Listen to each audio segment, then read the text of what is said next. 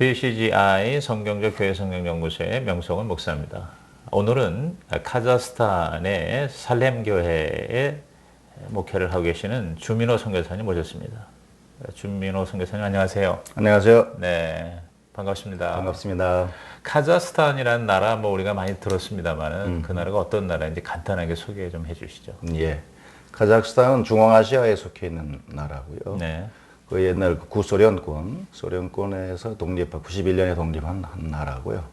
그리고 한국에서는 비행기를 타면 저쪽에 서북쪽으로 한 6시간 날아가며 나오는 네. 대한민국보다 27배 되는 그런 크기의 나라입니다. 와, 27배 되는 나라. 네. 큰 나라죠. 네네. 세계에서 9번째로 큰 나라니까. 네.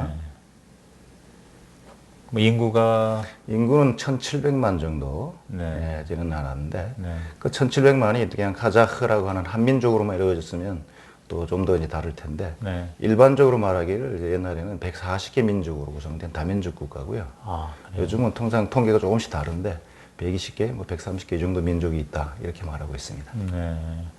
정치적인 성향은 어떻게 뭐 민주주의 나라라고 할 수 있고? 예, 91년도에 독립을 했고 네. 그러면서 자유민주주의 경제를 받아들여서 네. 예, 경제적으로 볼 때는 이제 정치적으로 우리랑 아주 한국을 또 많이 모델로 생각하고 좋아하는 그런 나라입니다. 경제적 수준은 뭐 어느 정도 되나요? 통상 한국에서 오시는 분들이 옛날 삶을 아는 분들이 말하기를 네. 한국에 70년대 정도 된다. 처음에 한 60년대 말이다가 그 정도 많이 얘기하는데 그러나 최근에 아주 급속한 경제 성장을 이루고 있습니다. 대략 이제 보통 우리가 흔히 말하는 GNP로 따질 때 한 뭐 몇천 불 소득 정도 되는 거죠? 네, 그렇습니다. 네, 네. 그 종교적인 분포를 우리는 궁금하게 생각하는데요. 특히 복음화율. 예, 그렇게 딱 국가 전체를 한마디로 말하기는 좀 어려운 것이 네. 그 앞에 말씀드린 것처럼 민족별 상황이 완전히 다르니까. 네. 그래서 일반적인 자료에 보면 카자흐스탄 복음화율이 굉장히 옛날 자료에는 높게 나와 있습니다. 네. 그 이유는 그 러시아 민족을 그다음에 처음에는 한 절반 정도가 그 인구가 러시아 민족이었는데 네. 그 러시아 민족들을 얘기할 때 다 이제 정교회 그냥 기독교인이라고 잡았던 거죠, 통교를. 그러니까 카자흐스탄 전체로 보면 그 좀 이해하기가 좀 곤란하죠. 민족별로는 전혀 복원되지 못한 네. 다 미전도 종족인데. 네.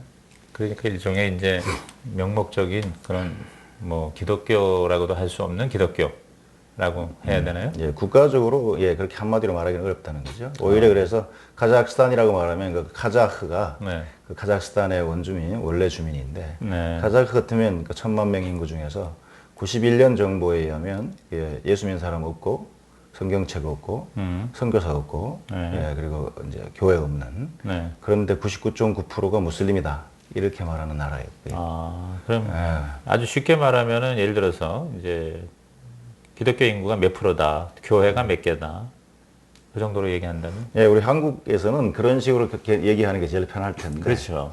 그런 식의 통계는 아직 나와 있지 않고. 그 의미가 없는 거예요. 의미가 없고. 그래서 옛날에 그 세계 기도 정보지 네. 그쪽에서 그런 걸 요청했을 때 우리가 이제 그쪽 함께 협력해서 그런 통계들을 내보았는데 네. 그것이 실제 현실적으로 그 땅에 복음을 가지고 간다든지 사역할 때 이 국가적으로 교회가 몇 개다 이것이 그 땅에 있는 주민들한테 그 해당되는 민족들한테는 별 의미가 없는 통계 수치가 된다는 거죠.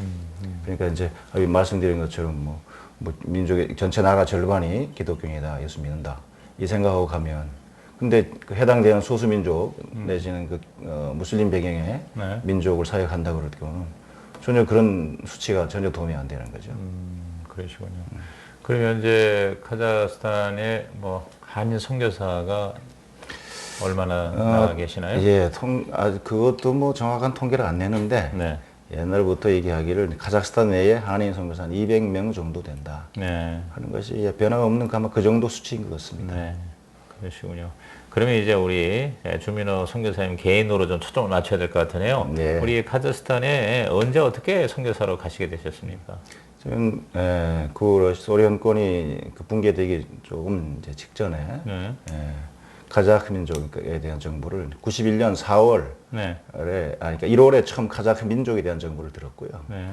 그러는 가운데 기도하면서 주님이 그 4월 초에 카자흐 민족 사역하는 것에 대한 말씀을 하셔서 네. 그에 순종해서 저희가 91년 9월에 91년 9월에. 예, 카자흐스탄으로 입국을 했습니다. 아, 그러면 벌써 37, 8년 전 얘기입니다. 28년, 만 28년 돼가는 거죠. 아, 28년. 그러니까 한 30년 돼가는. 예, 예. 아, 그러시군요. 그러면 그때만 해도 이제 그야말로 이제 한국 선교사들의 선교 초기라고 봐야 되겠네요. 그죠? 예, 그렇습니다. 그 어떻게 그 선교사로 가시게 되셨어요? 이곳에서 어떻게 목사님은 목회를 하시다 가신 겁니까? 아니요, 저는 개인적 단독 책임을 지는 목회는 하지 않았고요, 못했고요. 네. 저는 1979년도에 이제 재수후에 그 대학을 입학하면서 예수님을 이제 믿게 되었고요. 79년도에 예. 대학에 들어가시면서 예. 예수님 영접하셨고요. 예. 네. 그 과정에 이제 그 예수님 믿는 게 참 좋았습니다. 네. 그래서 예수님을 친구들에게도 전하고 같이 나누고 하는 과정에 네. 대학 3학년 때 성경 읽고 또 여러 가지 과정 속에서 네. 이렇게 믿은 예수가 나의 속에만 계실 분이 아닌 것. 그분이 너무 이제 귀하고 놀라운 분인데. 네. 그런데 문제는 이제 저는 그러니까 굉장히 늦게 예수 믿었는데. 그때가 몇 살이었어요? 뭐 재수하고 뭐 들어간 대학 생활 날이니까 때니까 20대 21살, 2살 네네. 때였죠.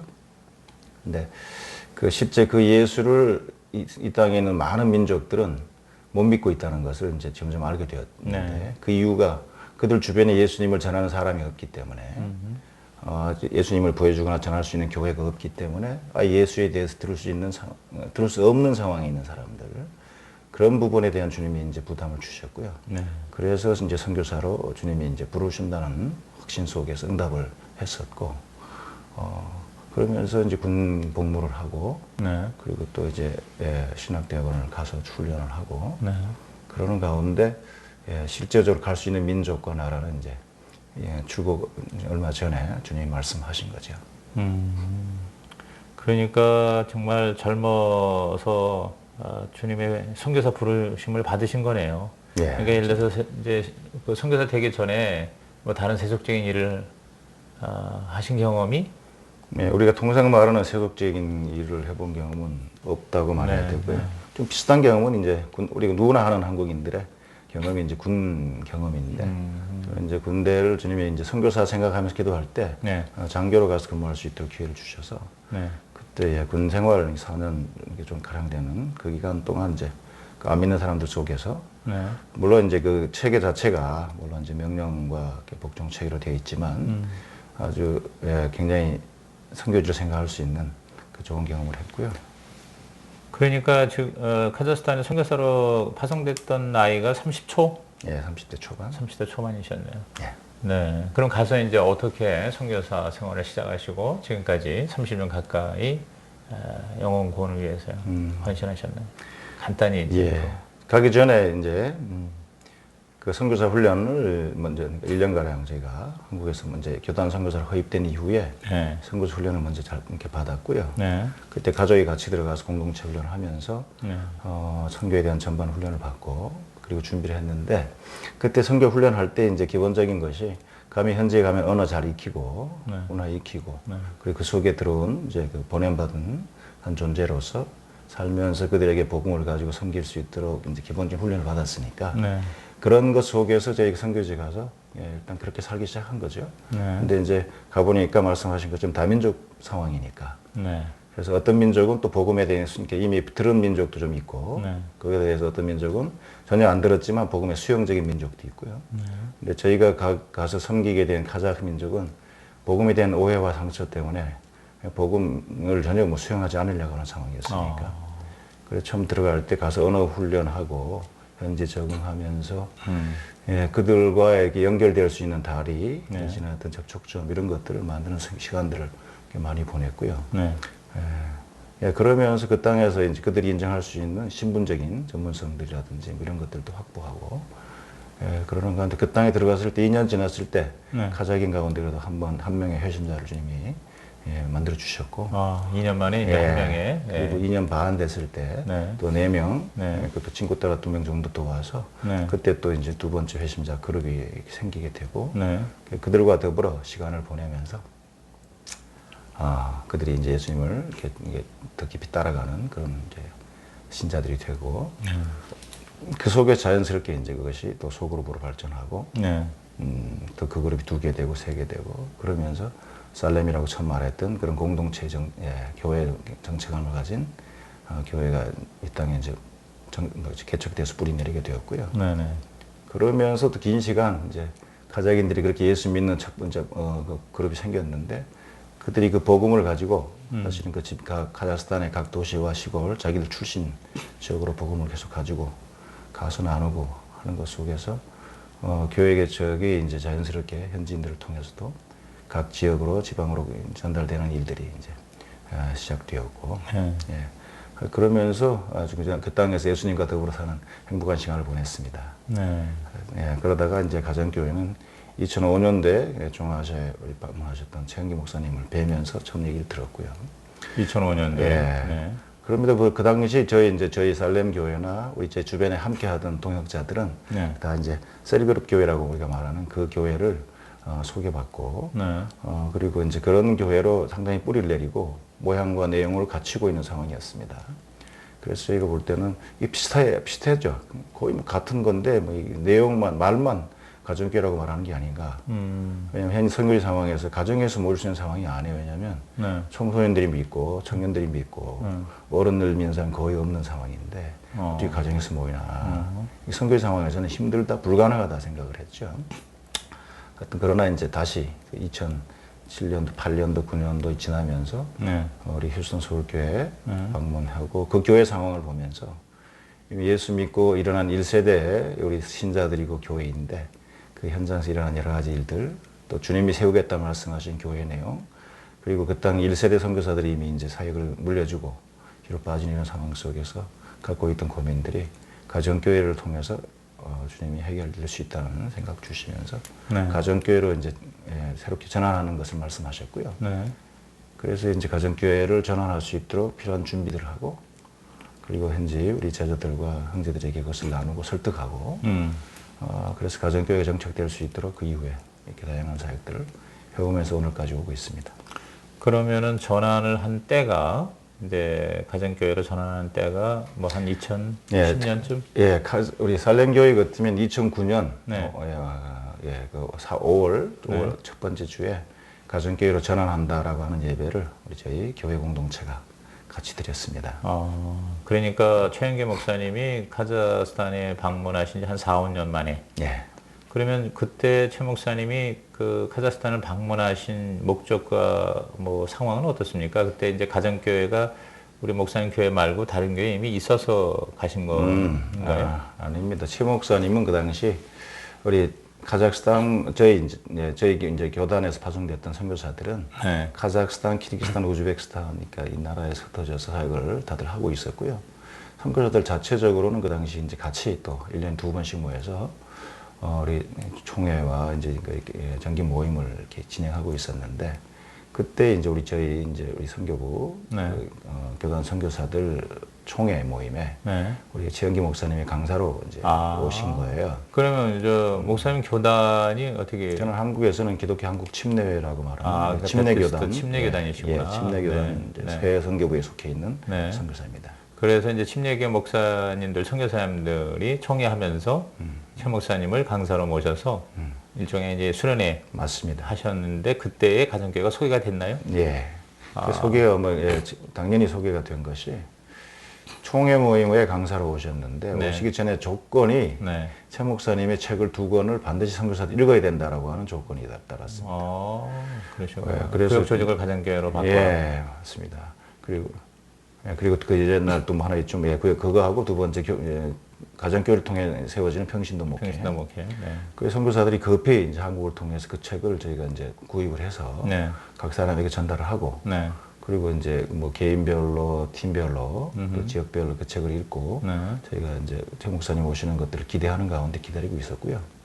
그 속에서 최 목사님 오셔서 이제 가정교회에 대한 강의를 하셨는데 그 당시 이렇게 그냥 강의를 위주로 하셨는데 그 교재가 요즘 한국에 쓰는 그 평신도 세미나, 네. 목자 세미나 때 사용하는 그냥 그 교재를 갖고 오셨어요. 어. 그래서 그걸 통해서 교회 잘 알지만 네. 한번 다시 그 주님 앞에서 같이 점검해 보자고 네네. 그러면서 그 내용을 나누셨고요. 네.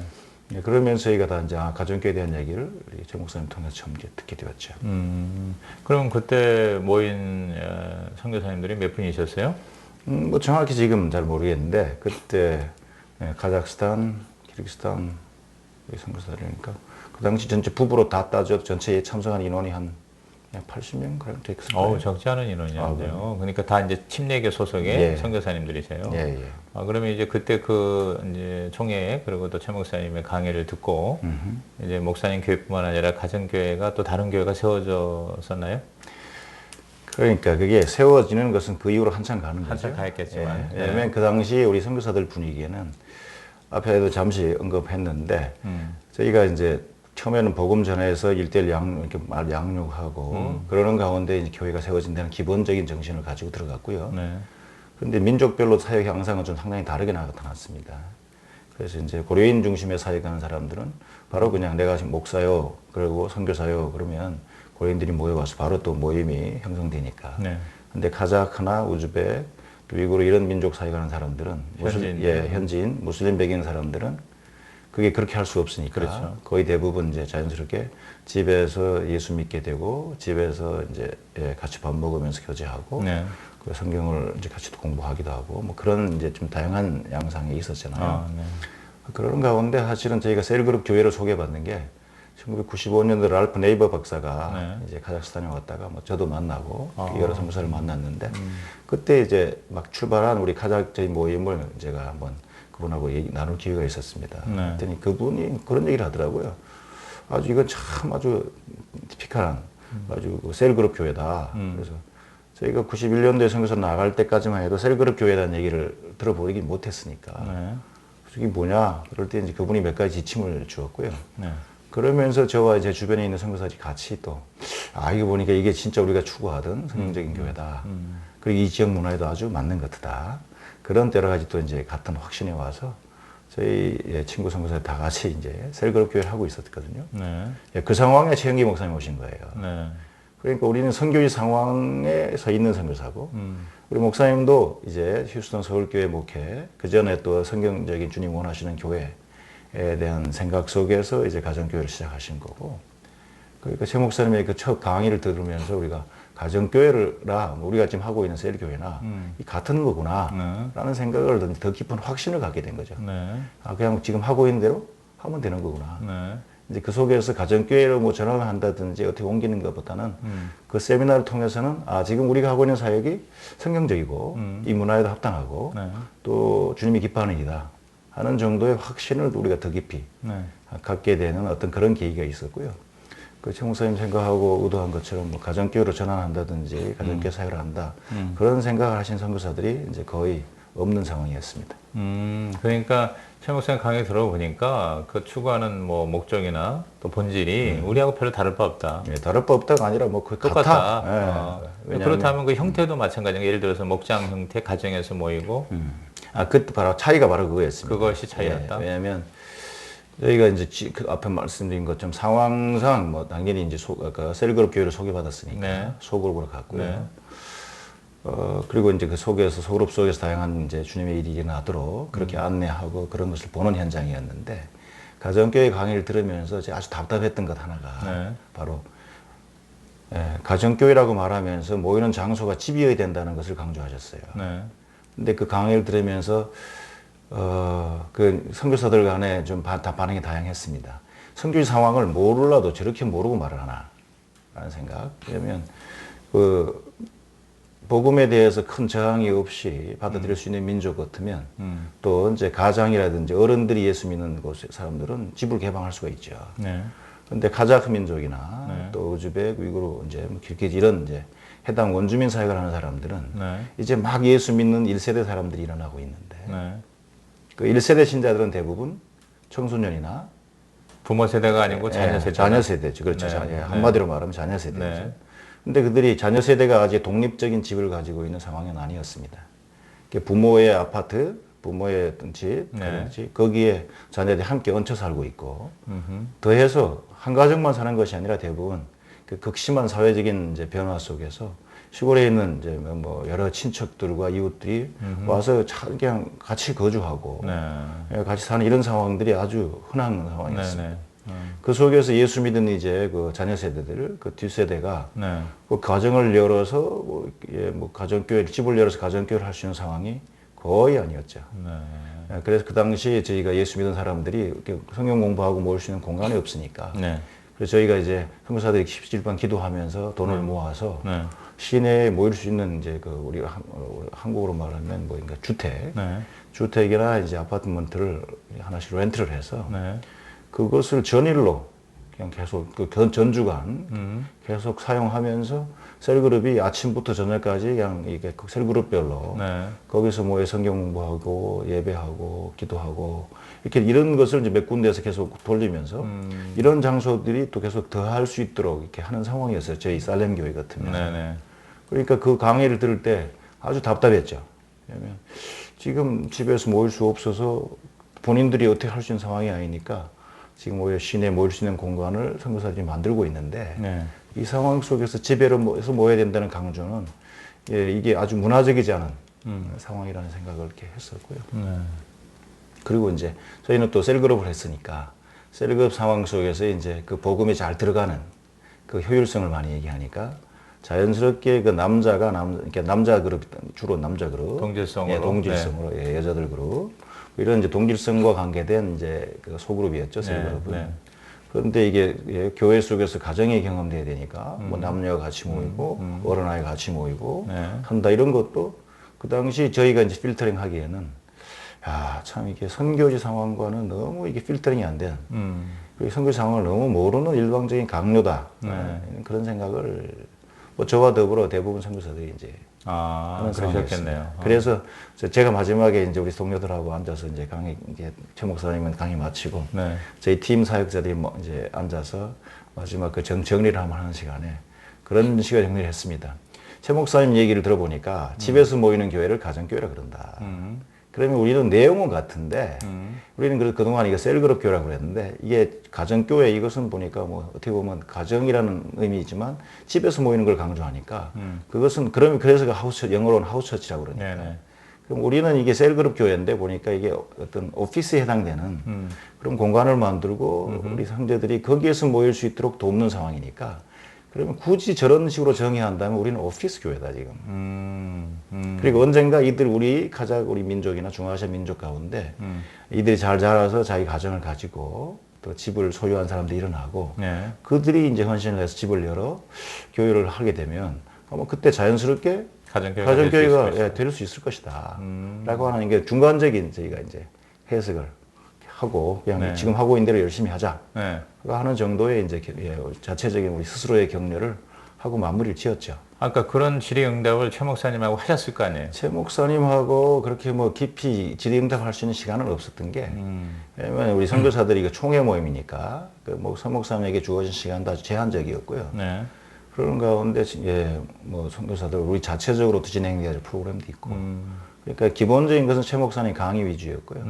그 다음에 질의응답을 했지만 앞에 말씀드린 것처럼 이런 분위기 속에서 선교사님 마음을 많이 열었었는데 이제 굉장히 내용은 참 우리가 다 생각하는 뜨겁고 좋은 내용이었지만 이 선교의 상황에 우리 모두에게 적용되기에는 좀 애매한 내용이다 하는 생각 속에서 질의응답 시간이 있었을 텐데 뭐 그것이 본인들의 한계를 뛰어넘도록 그렇게 뭐 조정되거나 정리하는 그런 어떤 영향은 안 나타났죠. 그러니까 그러한 선교사들의 피드백을 우리 최 목사님께서 어떤 형태로든지 그거를 들으셨으리라고 보는데 거기에 대한 목사님의 그 당시의 반응이나 생각은 어땠는지 기억이 나세요?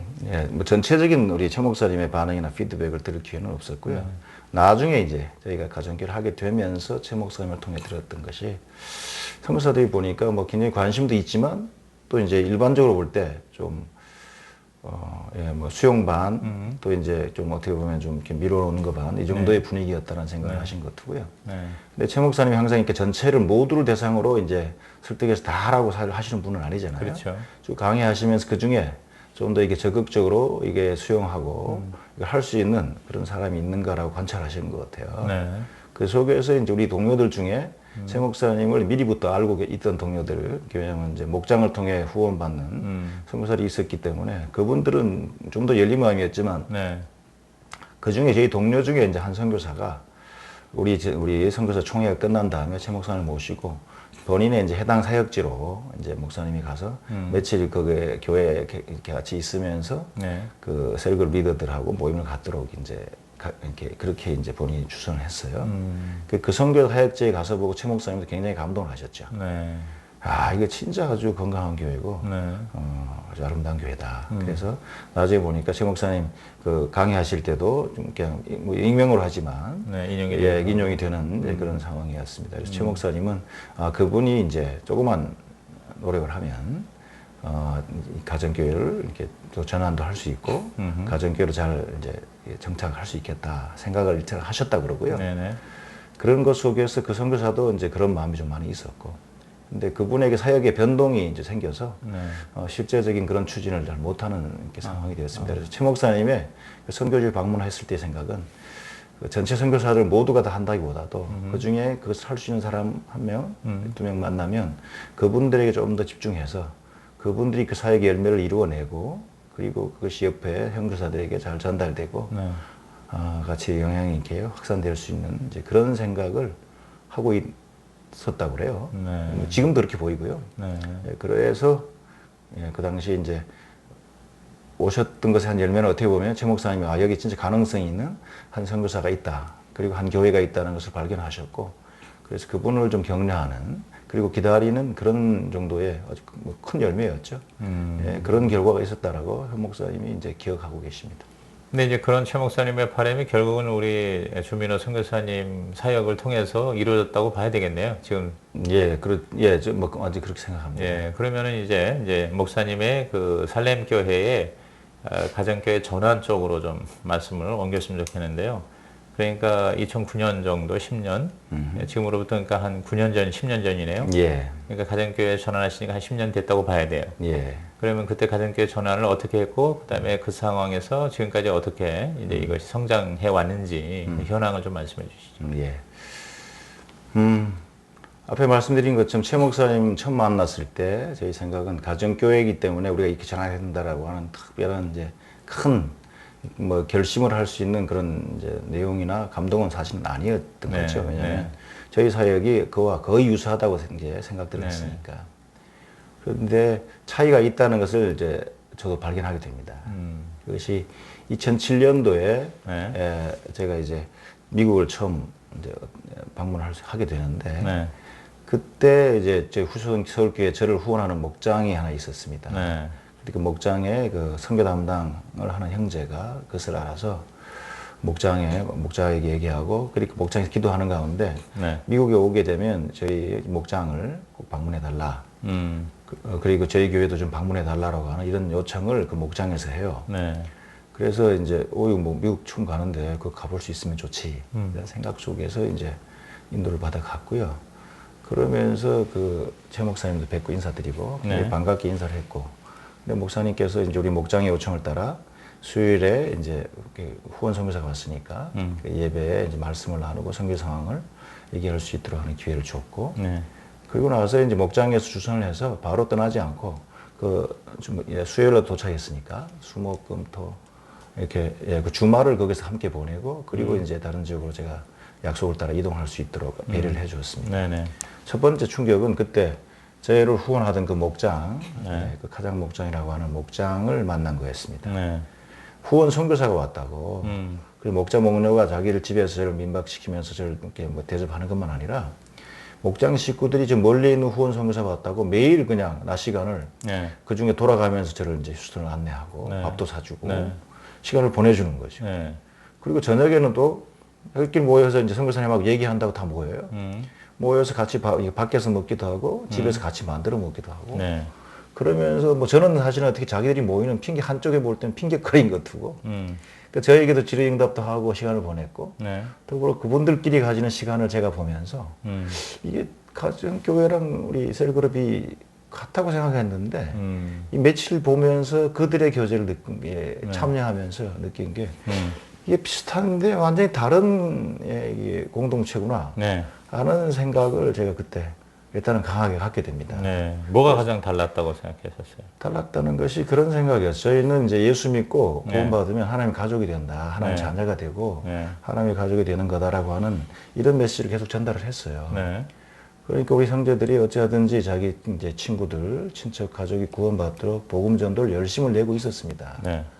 그런데 그럼에도 불구하고 거기서 우리 진행되던 셀에서는 주로 많이 보여지는 게 뭐냐면 이제 셀 모임을 할 때 이 다양한 순서를 따라서 내용이 되는데 제가 이제 신방들을 가서 앉아 있어 보면 그 찬양도 길게 이렇게 현재 상황에 맞게끔 하고 이렇게 뭐 짧게 나눔한 다음에 주로 이제 이 사람들이 그동안 말씀을 몰라서 이렇게 그러니까 예수님과 관계없는 삶을 살았으니까 네. 또 예수 믿는 사람 또 처음 온 사람 할 거 없이 하나님 말씀을 잘 알아야 된다라는 강조 속에서 이 말씀을 읽고 말씀을 관찰하고 또 이제 말씀을 나누는 것이 굉장히 이제 큰 내용이었습니다. 네. 그래서 제가 신방 가보면 이 목자들이 미리 이제 전달받은 말씀을 네. 가지고 말씀을 혼자 막 이제 가르치는 형식으로 하고 네. 심지어 야단도 네. 치는 것도 네. 그러니까 제가 보니까 이 목원 우리 그때도 우리가 일반 한국말로 하면 목원이라 불러야 되죠. 회원들이 앉아 있는데 그 재미가 없는 거예요 이게. 계속 듣기만 해야 돼요. 그렇죠. 그러니까 예수 믿고 예수님이 나를 구원했다 그러니까 그건 감사한 일인데 이거 내가 예수 믿고 와서 짧게 몇 개 찬양하고 한 다음에 이런 야단을 계속 듣고 앉아 있어야 되나 하는 그런 분위기 같은 느낌을 제가 네. 받으면서 물론 뭐 이거는 마치 단순해서 하는 말이죠. 네네. 너무 이제 저희를 비하하는 말 같긴 한데 이런 느낌을 제가 가지면서 야 이거 셀 모임 오는 게 재미있고 즐겁고 좋은 것도 있긴 있는데 이거 와서 이렇게 저런 이제 힘들게 어렵게 그냥 말씀을 계속 야단다는 것처럼 이제 공부하다 네. 이런 분위기에 대해 제가 좀 인지하고 있었거든요. 근데 차이점이 말씀하신 것처럼 후원 선교사가 왔다고 자들끼리 모여 앉아서 그냥 뭐 3일인가 이렇게 오는데 거의 뭐 비슷해요 내용이.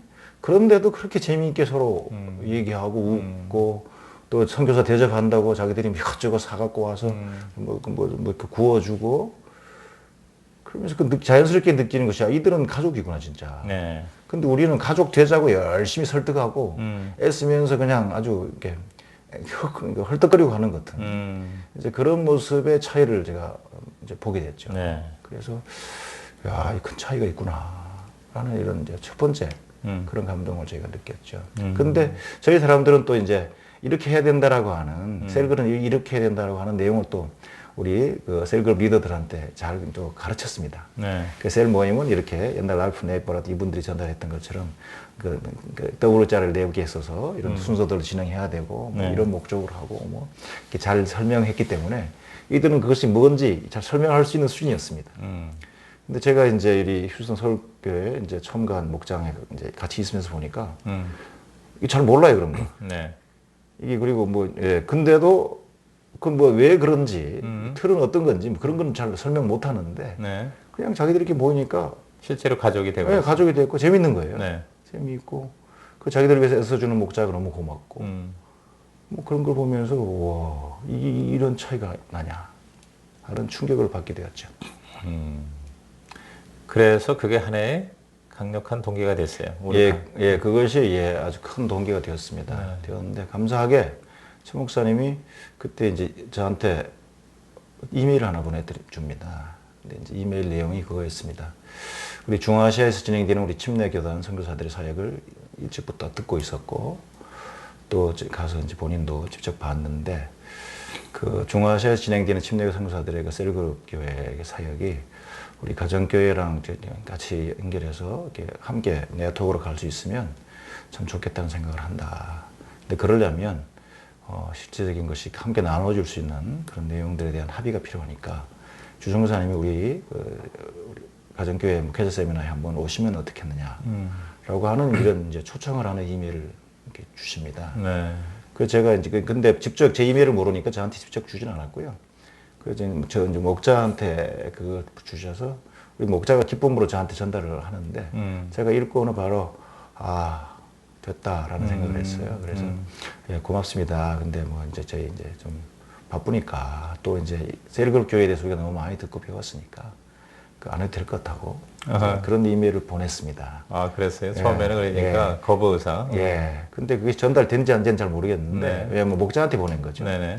한참 있다가 이제 최 목사님이 이제 또 이메일을 보내셔서 한번 격려를 더 하십니다. 네. 그러면서 이렇게 한번 오시면 좋겠다. 그리고 중화아시아 선교사들이 이제 이렇게 주님이 원하시는 거에 대한 내용을 합의하고 함께 갈 수 있으면 참 좋겠다는 기도하는데 그런 마음을 주셔서 우리 조 선교사님 부부가 우리 교회 가정교회 목회 세미나에 참석하면 좋겠다는 생각을 한다 그러면서 만약 참석하게 되면 선교사니까 좀 힘들 테니까 제가 기도하는 가운데 내가 교통비를 좀 지원하면 어떻겠냐라는 이제 생각을 한다라고 뭐 그런 내용도 있었어요. 네네. 근데 이 어른이 또 이렇게 편지를 한번 더 써준 것도 참 너무 고마웠고 또 거기에 있는 단어 중에 네트워크라는 단어가 또 주님이 저한테 이렇게 주목을 하게 하셨습니다. 왜냐면 실제 이 편지를 받기 한 3년쯤 전에 네. 기도할 때 주님이 저한테 제가 알아듣게끔 그런 비슷한 말씀을 하신 적이 있었어요. 그래서 그것은 뭐냐면 미국과 한국, 세계를 아우르는 그러니까 주님 말씀 속에 제가 이제 거의 뭐 제 속에서는 1인칭처럼 들었는데 내 교회라고 말할 수 있는 그런 교회들이 이제 일어날 거다. 그것은 그들은 주님의 교회, 내 교회라고 하는 확신이 서로에게 계속 나누어지고 확산되기 때문에 네. 심지어 뭐 기도 그리고 그 인적 자원 그때 제가 들었던 더 나아가서 물질적인 이런 것들이 다 서로가 공유되고 나누어져서 실제 주님의 오심을 준비하는 이런 큰 주님의 교회, 그러니까 내 교회에 대한 이런 운동들이 네트워크가 일어날 텐데 너도 그들과 함께 그 속에서 함께 걸어가게 될 거다라고 하는 그런 이제 기도할 때 감동이었거든요. 네. 그래서 저는 이제 그 이후에 계속 우리가 추구해 오던 반대 기도하던 반대 거기에 몇 가지가 좀 더 추가되는 내용이었어요 마음에. 네. 근데 제가 뭐 이렇게 생각해서 만드는 내용이 아니었으니까 한 지역에 있는 선교사가 뭐 미국이라든지 한국 뭐 이렇게 이렇게 네트워크를 간다, 뭐 선교지를 같이 아우르는 이런 교회 뭐 이런 내용들은 한 지역에 있는 선교사가 생각하기에는 너무 좀 큰 내용이었죠. 그렇죠. 근데 그것이 또 심지어 기도와 또 물질, 인적 자원이 심지어 공유되고 나누어지면서 함께 이루어가는 그런 교회의 네트워크를 일으킬 거다. 그래서 너무 감동적이었기 때문에 그때 제가 며칠 동안 반복적으로 생각이 들려왔고요. 네. 그래서 금식기도 할 때 그 생각을 제가 노트에 적어놓고 내려와서 나중에 아내에게 나누고 동역자들한테 나눴어요. 그러면서 주님이 이런 일을 한다는 마음에 큰 이제 감동을 주었는데, 야 이게 보니까 뭐 우리가 시작하는 것도 아니고 미국에서 한국에서 그리고 선교지를 아우르는 이런 주님의 교회가 일어난다고 말씀하시는데, 야 이거 우리가 기도하면서 좀 이런 찾아보자 하는 생각 속에서 이제 사실은 그 이후에 어디 방문하거나 이렇게 할 때 혹시 이 교회가 그런 교회인가? 네. 라는 생각 속에서 관찰하고 이렇게 주님께 여쭙는 그런 시간을 갖고 있었거든요. 네. 예, 그런데 이제 앞에 말씀드린 것처럼 제가 휴스턴 서울교회 가서 처음 봤을 때 굉장히 그런 감동을 받았잖아요. 이제 그래서 혹시 뭐 이런 생각도 좀 있었고요.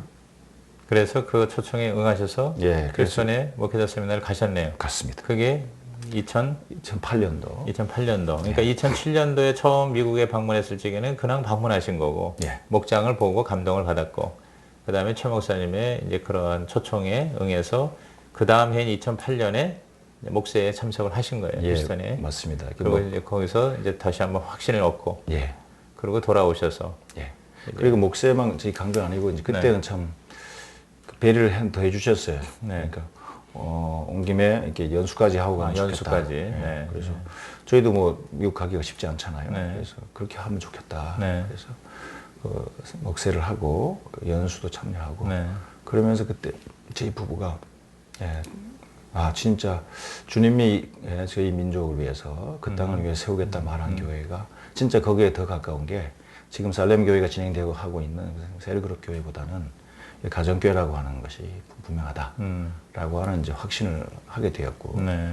그러면서 그때 돌아오면 이제 우리 성도들과 제자들을 설득해서 이제 가정교회로 가자라고 하는 이제 그런 일을 해야 되겠다 생각을 했고요.